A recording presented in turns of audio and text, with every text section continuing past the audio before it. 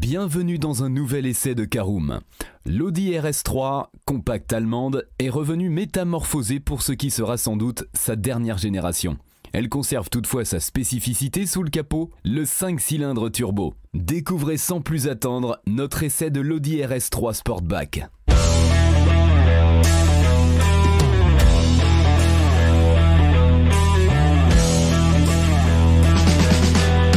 Bonjour et bienvenue pour un nouvel épisode des essais de Caroom. Chaque mercredi, on vous partage nos expériences, avis et notes sur les modèles que nous essayons pour répondre au mieux à vos besoins sur l'automobile. Caroom, c'est un comparateur de voitures neuves, d'occasion et de leasing, mais aussi un guide d'achat qui vous accompagne et vous conseille dans toutes vos démarches automobiles. Bonjour à tous et bienvenue pour un nouvel essai cette semaine consacré à l'Audi RS3 Sportback. Un sommaire en 5 parties, vous connaissez le principe. Tout d'abord, l'extérieur et le design de notre Audi RS3. En deuxième partie, le poste de conduite et l'habitabilité. En troisième partie, nous verrons ce que vaut notre Audi RS3 sur la route. En quatrième partie, nous décernons nos notes et avis sur l'Audi RS3. Et nous terminerons ce podcast par un bilan global de notre essai. Alors la RS3 est parvenue en 3 générations à devenir une icône d'Audi. On la retrouve régulièrement dans des clips musicaux, elle est très souvent présente sur les réseaux sociaux, en croiser une dans la rue fait toujours tourner les têtes. Bref, l'allemande plaît et son succès ne se dément pas.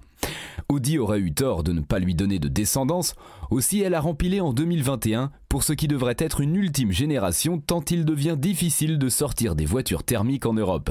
Et bonne nouvelle pour les clients et passionnés, la RS3 n'a jamais été aussi aboutie. Allez, je vous propose d'ouvrir notre premier chapitre concernant l'extérieur et le design de l'Audi RS3. Eh bien non seulement elle est proposée dans des couleurs vives comme le bleu turbo de notre modèle d'essai, mais la RS3 affiche aussi une gueule d'enfer. Entre l'immense calandre noir, les pare-chocs agressifs, les grandes jantes et les énormes sorties d'échappement ovales, impossible de la confondre avec une banale A3. Tout cela sans compter sur les ailes largissimes à l'avant qui laissent entrevoir des extracteurs d'air devant les portières. La carrosserie a en effet été spécifiquement étirée pour accueillir une monte de pneus plus large à l'avant qu'à l'arrière, dans le but de donner plus de grippe au train avant.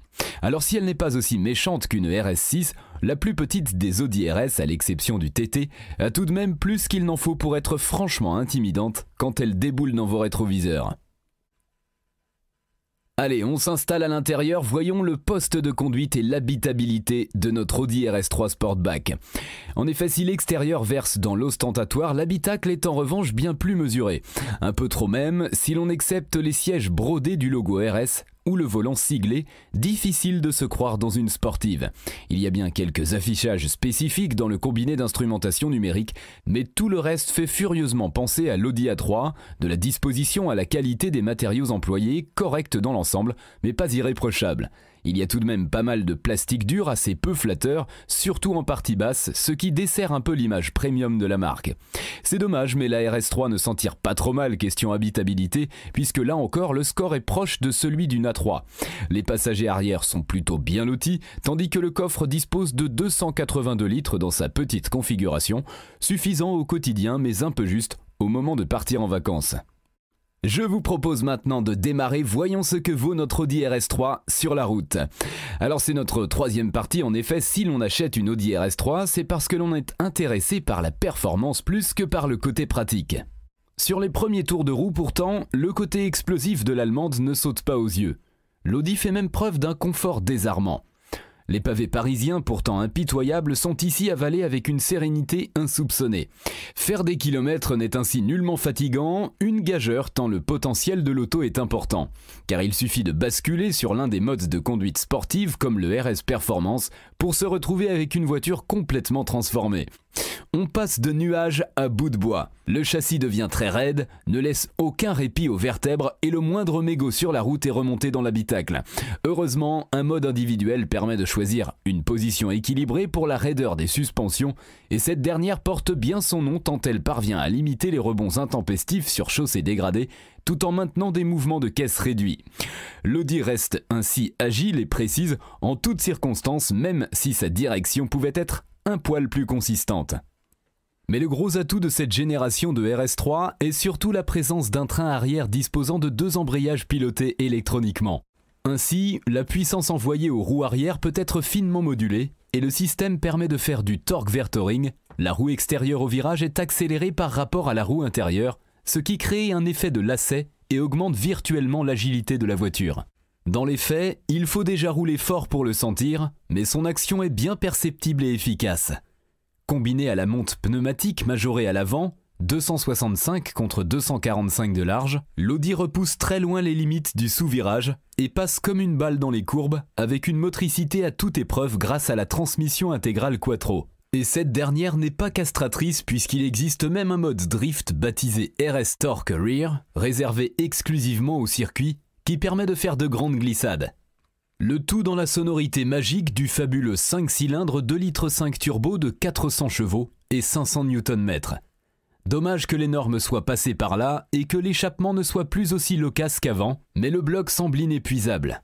Les accélérations sont violentes, 3 secondes 8 pour passer de 0 à 100 km/h, ça commence à être très physique. La poussée est linéaire mais enivrante et il faut avoir en permanence les yeux rivés sur le compteur pour ne pas se transformer en délinquant de la route à la moindre ligne droite. Voilà, j'espère que ce petit tour en Audi RS3 vous aura plu. Passons désormais à notre quatrième partie sur nos notes et avis de l'essai de l'Audi RS3 Sportback. Vous connaissez le principe, 4 catégories, esthétique, conduite, praticité, rapport qualité-prix, avec une note sur 5 pour chacune d'entre elles. Commençons par la catégorie esthétique, c'est un 5 sur 5. Entre gueule de tueuse et couleurs vives, la RS3 ne laisse personne indifférent. On aime ou on déteste, mais ça fonctionne. En catégorie conduite, c'est également un 5 sur 5, confortable mais rigoureuse, puissante, amusante et polyvalente. Elle réussit efficacement à faire le grand écart. Passons à la catégorie praticité, et c'est un 2 sur 5. Audi nous avait habitués à faire mieux en finition, d'autant que la présentation ne se démarque pas assez d'une banale Audi A3. Enfin, dernière catégorie, le rapport qualité-prix. Déjà très cher de base, la RS3 se fait en plus assassiner par le malus français pour devenir quasi intouchable. Dommage car le produit est convaincant. C'est l'heure du bilan global de notre essai de l'Audi RS3 Sportback, voiture tout à fait à part par excellence. Notre Audi RS3 Sportback se veut aussi facile à vivre que démoniaque quand on la provoque. Le grand écart est très réussi, mais il faut composer avec un habitacle qui manque de fantaisie et surtout un tarif qui fera réfléchir à 2 fois les potentiels acheteurs. Proposée à partir de 69 990 €, la RS3 est déjà un objet de luxe. Mais en y ajoutant un gros malus compris entre 21 966 et 23 616 €, on peut très vite arriver à des configurations qui flirtent avec les 100 000 €, ce qui est une somme astronomique pour une compacte. Alors certes, l'Audi n'a jamais été aussi polyvalente et efficace, ce qui la rend très désirable, mais la pilule est tout de même dure à avaler. Sachez qu'une RS3 berline avec une malle de coffre plutôt qu'un haillon est aussi disponible au catalogue, contre 71 390 € hors malus.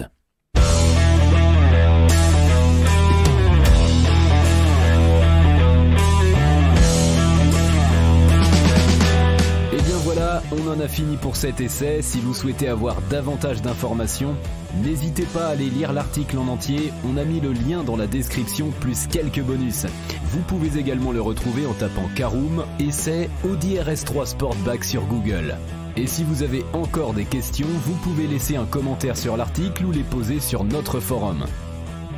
Merci d'avoir écouté cet épisode jusqu'au bout. S'il vous a plu, n'hésitez pas à vous abonner au podcast depuis votre plateforme préférée, à le partager autour de vous et sur vos réseaux sociaux. On en profite aussi pour vous demander de nous laisser une note et un avis sur Apple Podcast. Votre avis nous aidera à gagner en visibilité, ce serait vraiment sympa de votre part. Si vous souhaitez vous renseigner davantage pour l'achat d'une voiture neuve ou d'occasion, ou que vous voulez encore plus de conseils et de bons plans, rendez-vous sur www.caroom.fr. Si vous avez encore des questions, des remarques ou des recommandations, n'hésitez pas à nous contacter sur nos réseaux sociaux. Merci encore et à mercredi prochain pour un nouvel essai du podcast de Caroom.